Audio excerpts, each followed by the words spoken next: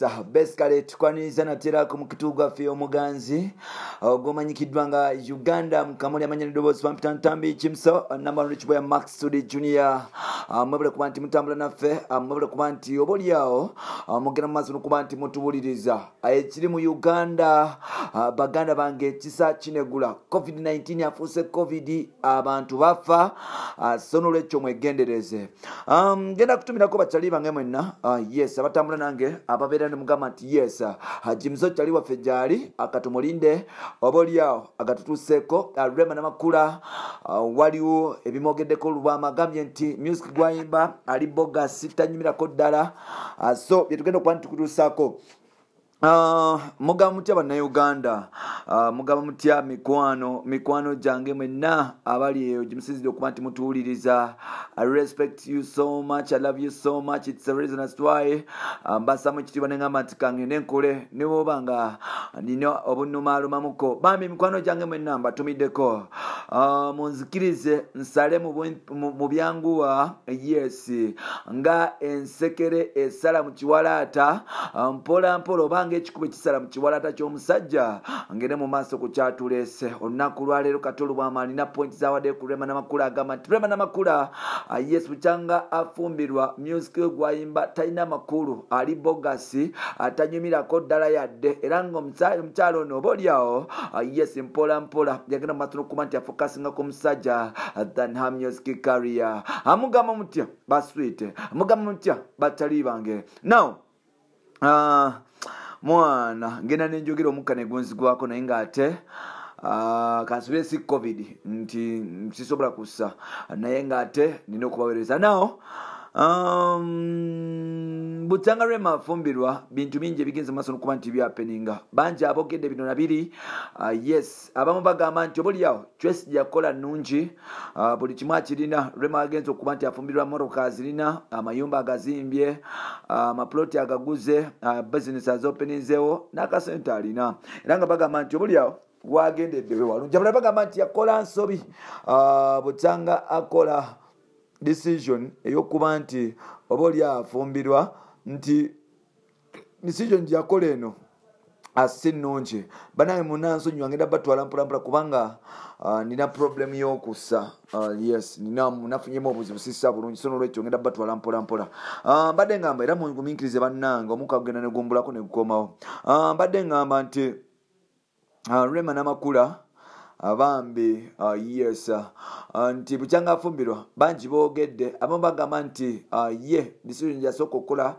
kwe kuva mugagamiro kuba nti yafumbirwa Kenzo era nga bingi obolyawo bitagenda mu maaso kariya ye eyali pikinze yagenda mu maaso n'okuba nti ekakkanamuko tujikire nti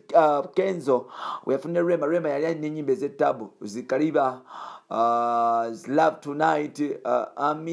in the mood fire tonight yes yalina season seko yalina nyimba nyingi obolyawo yes yamutwalira nga obolyawo bagenda ne mukali ba concert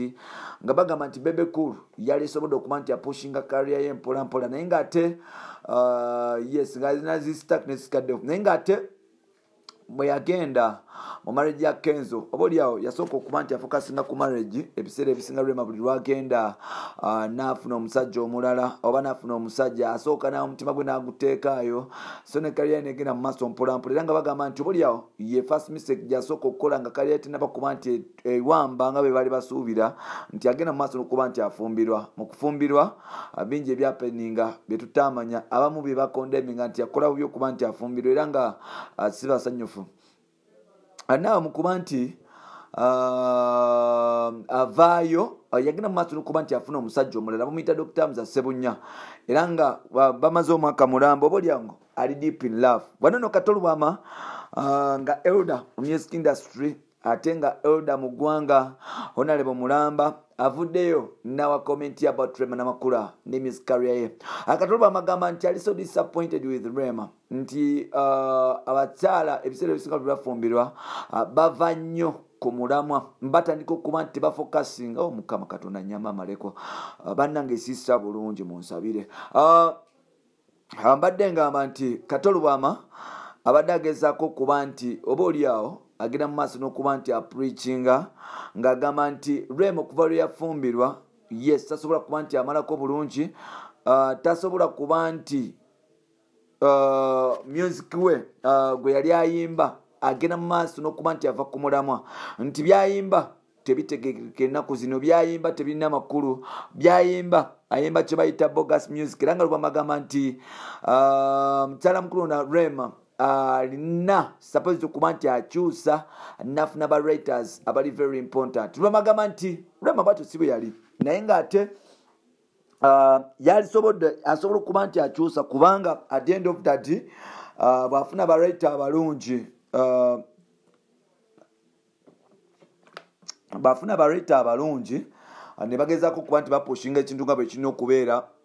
nti asobola okudda engulu ate ne bafuna bamaneja abalungi bwe twogerera Rema alina obuzibu mu music career nti ali ku musajja ate nga ne maneja we amanyikiddwa nga Solo Kayemba bwe twogerera ali mu byabufuzi jjukira yesimbawo nga kuba empya ali ku kadi ya People Power ali kunoonya kalulu so kati ennaku zino bwetunulira ennyimba za Rema zafulumya nga alisinga okugjako kolabo tikutujja yakola olw'okuba nti babitu si baali bajagala mpola mpola neyitamu naye bwetunulira singo ebyali ebyekyama terutambudde nnyo haivamanchi ku YouTube lwakola bulungi naye ate bw'ogenda ku ground zezimu ku flops zetulina ez'ennyimba oba oli awo ezalikoze reason being nti kubona tewali alina amaanyi ga focusinga kuba nti akola promotion nti Rema yalikoze promotion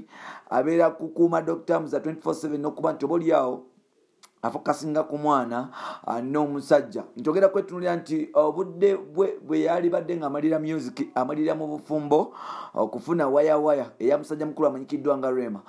musajja mukulu amanyikiddwa nga Muza ate nga lubamagamba nti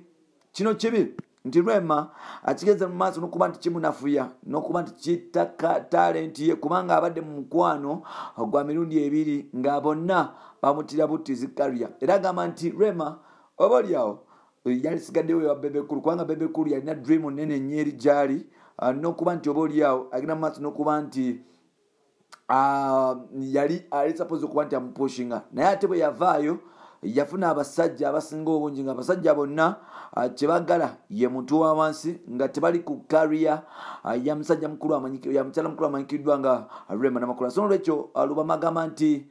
kekaseera okuba nti oba oli awo Rema Namakula addayo ku drawing board obufumbo aleme kubugenda nnyo kitono